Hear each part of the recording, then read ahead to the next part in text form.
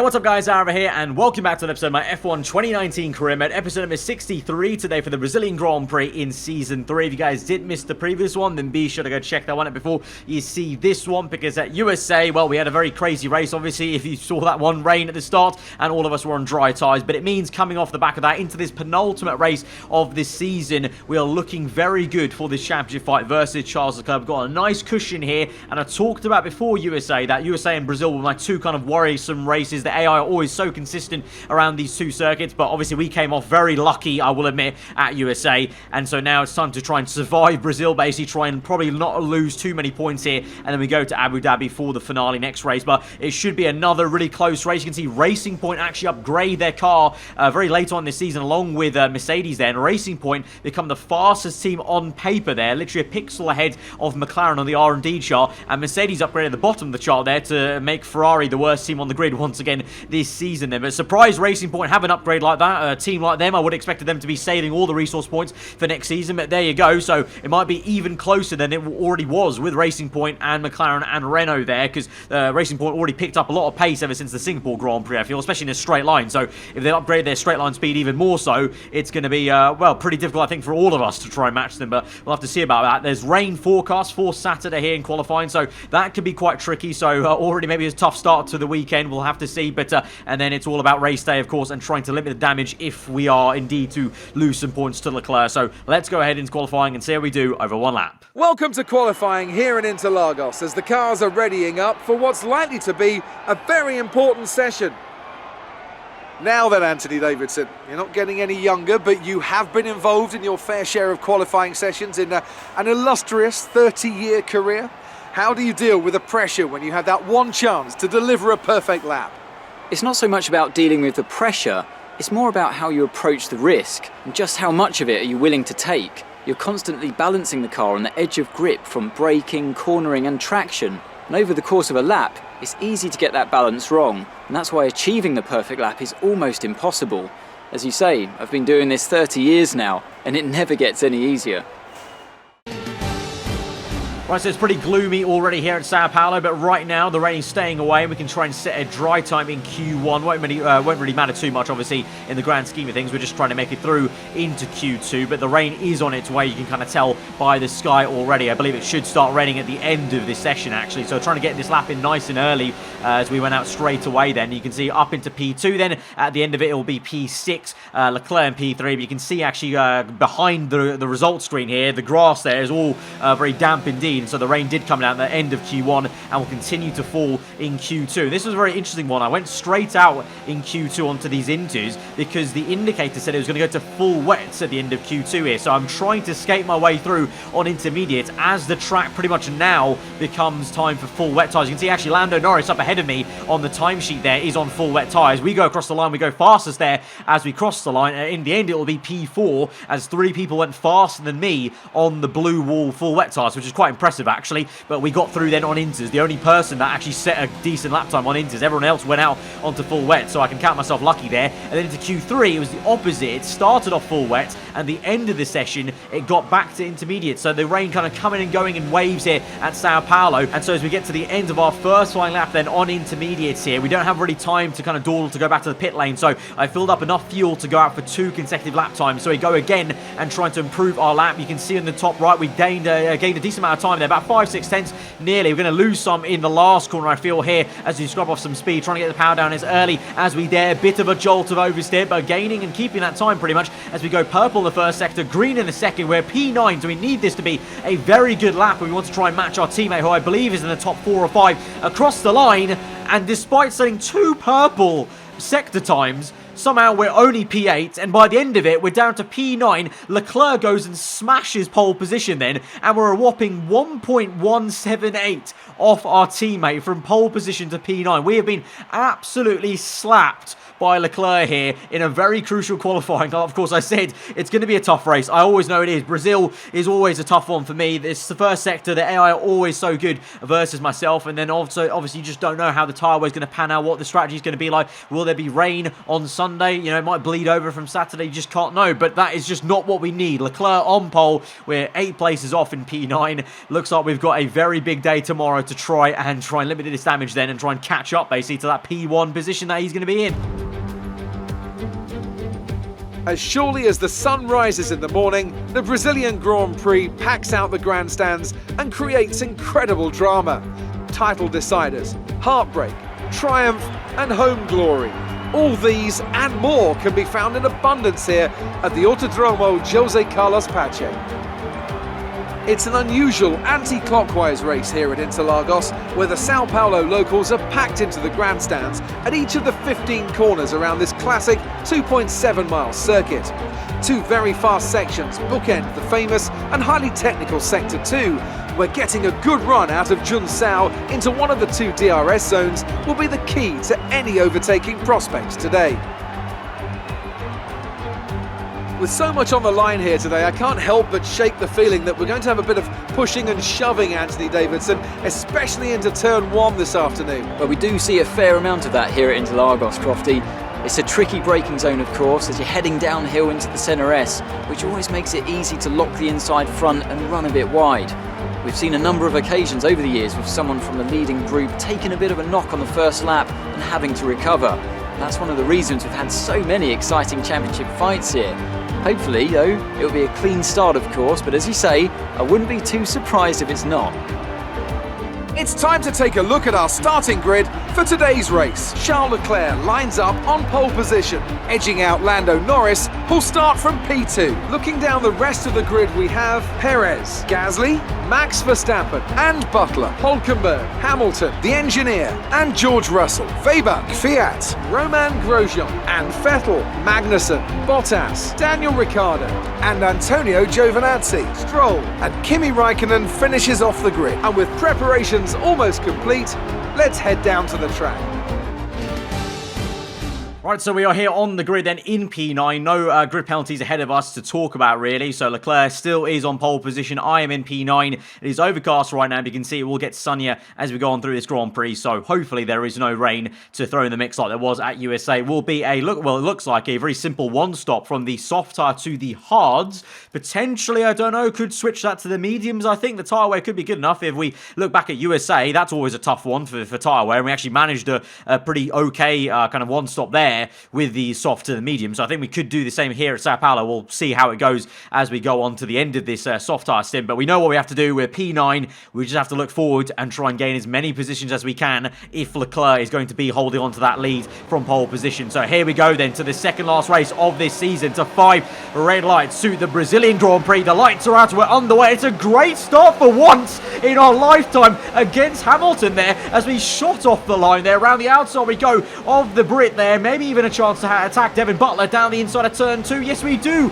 Up 2 positions, P7. That is a rare sight. We saw a rare sight of a safety car 2 episodes ago at the Mexican Grand Prix, and now this might be an even rarer sight. A player getting a good start against the AI in an F1 2019 career mode race. Absolute scenes here. We're up into P7 then as we chase after Nico Hülkenberg. Up into lap number 3 then. Unfortunately, still in P7 actually, as you can see the Racing Point car looking good, attacking Red Bull now of Pierre Gasly. Round the outside he goes. A little bit of contact between the Frenchman and the German, but Hülkenberg gets the move done. So that Racing Point car is looking decent, but I'm unable to really find too much pace right now as it stands as we go on through this Grand Prix. But hopefully, as the tyre wear kicks in, I should be in a better position. I feel like our Toro Rosso has better tyre wear than most of the guys around us that we fight basically in this season so far. So we go on to lap number 5 then. Hülkenberg tried to basically re-overtake Gasly. Gasly, I'm assuming, got him back on lap number 4. And now lap number 5, Hülkenberg in the same exact place goes round the outside. This time though, we're so much closer. So as we go down the hill and then subtly climb back up into sector 2, can we get down the inside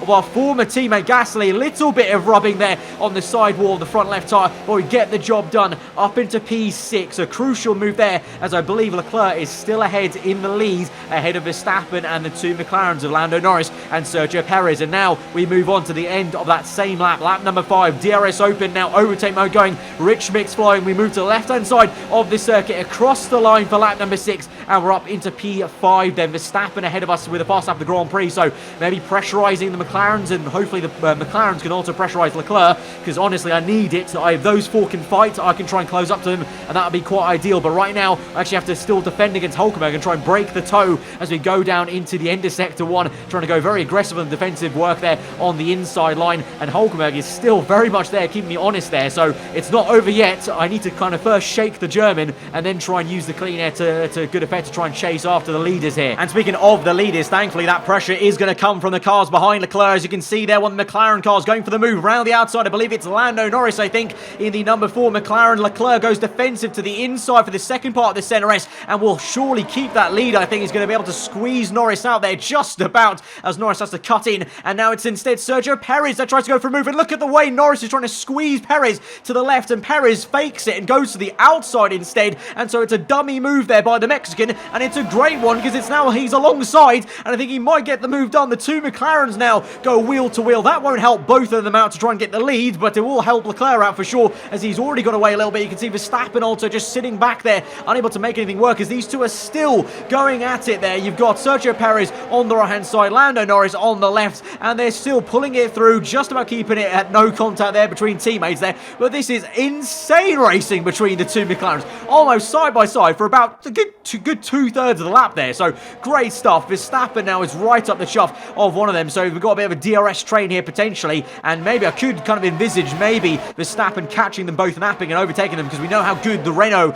can be in a straight line. From season 2 it was, and so here he goes. There we go. What did I say? 3 wide now, and Verstappen makes the double overtake, it would seem, on the McLaren cars. Yes, he does. Can he finish the move off like Leclerc did on the previous lap? He's on the inside line, so he should be able to just sweep across onto the racing line, and he gets the job done. And so now it's Leclerc from Verstappen. I think then that's Sergio Perez in P3, and Norris down to P4. It's not over yet though, because Perez has a look on the outside of Verstappen and gets back up into second place with a brilliant move on the outside. They're using a lot of curbing there, but gets the move done. Meanwhile though, whilst those 4 or 3 were fighting basically, you can see here I'm still leading a train of Hulkenberg and also the Renault now, Lucas Weber, who's overtaking both Red Bull cars of Gasly and Butler. But we are slowly gaining on this pack, but the only issue is Hulkenberg is coming with me, as he's doing a pretty decent job to keep at the back of me in this DRS zone he's got here. So we now move on to lap number 15 then, so quite a few laps then into this Grand Prix. I was just trying to push as hard as I could. Unfortunately couldn't close right up to the guys ahead of me, but I did enough to be in a kind of sort of range where now I think if I just push hard enough on these in laps now, lap 16, as we come in for the pit stop, we should be in a region where we can try and attack them in the second phase of this Grand Prix. We're going to pit in this lap on lap number 17, so we're in the lead of the GP. Everyone else is pit at least 1 or 2 laps earlier than me. My engineer actually wanted me to keep going to lap 18 and switch onto the medium tyres. I thought I may as well pit on lap 17, because if I can take soft 17 laps, I can definitely take mediums just 18 or 19 laps. So just like USA, the tyre wear surprisingly really good, and we can actually make a very easy one stop on the 2 softest compound tyres available here, from the soft to the medium. So we're onto the yellow wall tyre. I believe the likes of Leclerc have not been that confident, and they've gone into hard tyres, so I will have somewhat of an advantage in this second stint. But obviously, even though the tyre wear is great, I still will have more worn tyres than they will at the end of the race there. So that'll be just one caveat I need to watch out for. But we come out in P6 then, as we slid through the pit lane exit, and it's going to be Lucas Weber and Nico Hulkenberg that are fighting right on the edge as we come out there. You can see the side-by-side action. Great stuff here. There's been a lot of great AI fighting, I must say, here at this Brazilian GP. But we now move on to lap 21, and we're setting the fast lap of the Grand Prix, and we are closing up on both McLarens of Lando Norris and Sergio Perez. They've both been stuck in a bit of traffic here, because we've got one of the Ferrari cars that started on the hard tyres, I believe, that's going longer in this Grand Prix, and so is holding them up, as you can see, as we move on to lap 22. Now only are they trying to overtake that Ferrari of George Russell, it is, as we lock up into turn 1, trying to keep up with these guys, but they're side by side. Look at that, Perez gets shoved off the racing line a little bit by George Russell, so our fellow Brit is doing us a massive favour here in the Ferrari. It's now 3 wide between the 2 McLarens and Ferraris, and look at that, Lando Norris just about slotted between Perez and Russell. We go for the move on Perez, and we get squeezed off nearly straight into the grass there. Sergio Perez gets the elbows out, doesn't want to lose decent position to me, of course, while still not unable to overtake the Ferrari. Eventually, lap 23, that Ferrari now has pit for his one and only pit stop in this Grand Prix, but he's done me a solid here because now we're on the back of Sergio Perez, open DRS, and this time, hopefully, I'll be the one squeezing Sergio Perez as we go to the left-hand side. He makes it difficult for us, but here we go. We lock up on the front left. It wasn't intentional, but it helped me kind of squeeze him out and kind of get the elbow out on the right and pay him back a little bit for almost squeezing me straight off the circuit on that previous lap there. But yeah, I would have expected Norris to be aggressive with me because he has been in the past. Remember back to the Monaco Grand Prix, Norris with such harsh defending at Monaco, but Sergio Perez also learning a trick or two from his teammate there previously with that very harsh defending. But oh well, we got the move done anyway, and now we're up into P4, chasing after Lando Norris on lap 25. Here we come with DRS to the end of sector 1, round the outside, potentially Norris with the lock-up. What are you doing, mate?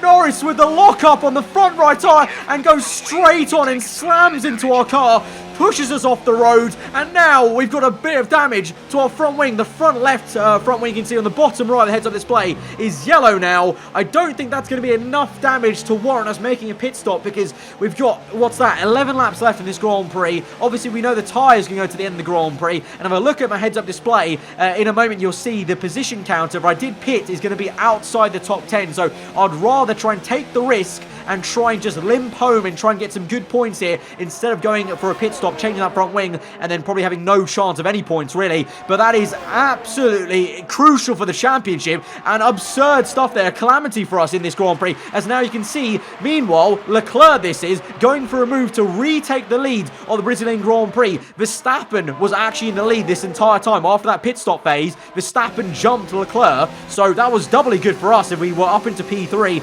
and Verstappen was the one who took the lead. But now Leclerc is coming back at Verstappen there. You can see they're having a really great scrap for first place there. So yet again, the AI having some fantastic battles here, and Verstappen actually gets it back into the lead. But for how much longer? Because we move on right to the next lap of the Grand Prix, and once again Leclerc dives it down the inside of turn 1 there. He's going to be the inside line for the next corner, so surely we'll have the kind of better line to scrub him off and just scrape him wide there. And you can see Verstappen gets pushed off, and Leclerc is into the lead once more of the Brazilian Grand Prix. But now, you know, for us, this race has completely changed now. We're in P5 and we've got a damaged front wing. As we move on to lap 29 then, Hulkenberg comes knocking in that Racing Point car. I thought I saw the last of him, but now of course he has the pace. Every single right-hander corner, this car's going to understeer like an absolute dog with that yellow front wing. So with that 7 laps to go in this Grand Prix, I would say P5 is probably going to be the max we can hope for then in this Grand Prix. As Hulkenberg tries to, for a second time now, around the outside. Such fine margins on the right of us there, but we just about keep that place as we go down the hill. Somehow we've actually still got the fast lap of the Grand Prix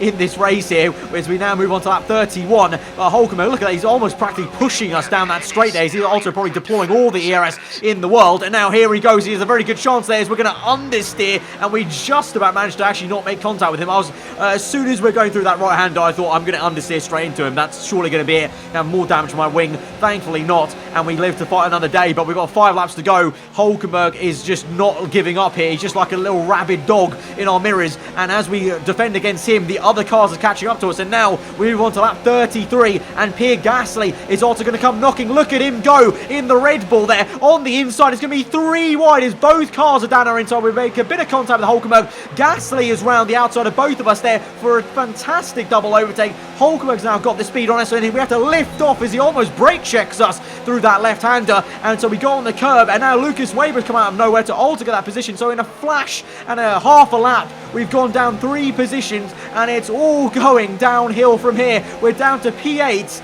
It really has been the exact opposite of what we need in this Brazilian Grand Prix. And now Butler's got us to be understeer cleanly through up the hill on that right-hander. I lifted off. Didn't think, oh, hang on, I have to brake even more because obviously I don't have the wing for this. And we're down to P9 now. This race has just gone in the bin. We're P9. We're going to get 2 points here, if that, because Russell's also closing up to us in that. He's on the soft tyres as well, so we'll have to watch out for that. I'm desperately trying to keep up with Butler to maybe get 1 overtake. I know in a straight line we still have the speed here, but as we go through the next right-hander, it's a massive amount oversteer. The downforce has got on the front, and we just about skate through on the runoff area and keep the car going in a straight line. But now George Russell is directly behind us. If he wasn't going to catch us on that next lap on the soft soft tyres, he's already there now for the taking as we now go through onto the last lap of the Grand Prix this is, and he's got this speed as now it's Hulkenberg that's the last lap of the Grand Prix across the line for the Ferrari car, and he's going to overtake us there. We're down to P10. I try my best to try and go to the inside, but it's no use. Russell completely cuts me off there,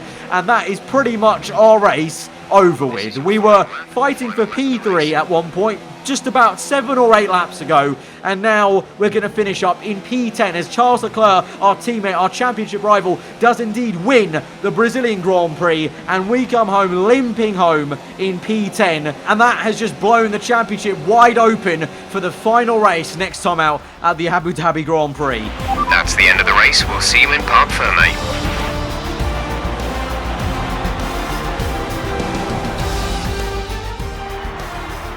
Toro Rosso will no doubt be celebrating tonight. What a great win. Anthony Davidson, how do you think they were able to set themselves apart today? Well, I know it's a bit of a boring answer, but the truth is they simply had the best speed package on the day, and a driver who knows how to take advantage of that. It doesn't matter how much time you spend poring over the stats and planning strategies if you can't keep the pace, and our winner today showed they could do both. And look at this, they're coming out now. Toro Rosso have developed something of a reputation for forging exciting talent, and we can see that here. An incredible victory.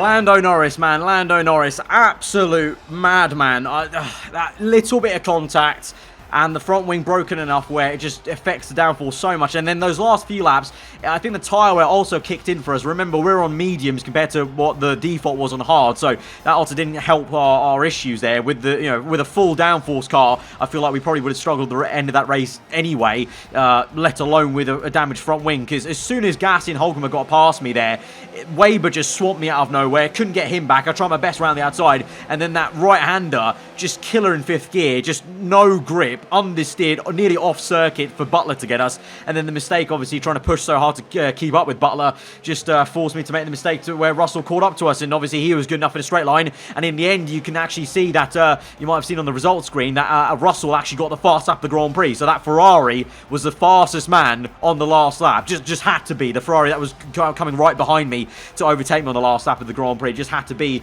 it. So, yeah, there we go. So, at the end of that race then, Leclerc is now 5 points behind us in the championship. So, we still lead the way going into the final round of this season. But Leclerc now has the momentum. He's won that last race before the end here. And so, it goes down to Abu Dhabi. I feel like the race should be a lot better for us at Abu Dhabi compared to Brazil, for sure. The pace, I think, is going to be better. It's going to be a tyre wear battle as well at Abu Dhabi, as it has been in the past. But I think this time it should be quite more equalised between myself and Leclerc. But obviously, you can never say never in F1. You just don't know. So I really hope nothing happens to us then, and it's a fair fight. Hopefully, there's no grid penalties or anything like that, and it's a fair fight next time out. But this race, what a bonkers one, and it's set up such a great finale and a deserving one, really. That it's 5 points between us, because all season long, up until the last few episodes, it's been so close. Literally 1 or 2 points yo-yoing about in the standings. So it's quite fitting that it ends like this to Abu Dhabi. So guys, if you did enjoy the episode, be sure to hit that like button. Let me know what you thought in the comments below. If you are new around here to subscribe for weekly full-on content, I've been aarava. Hope you enjoyed today. I'll see you guys next time. Goodbye.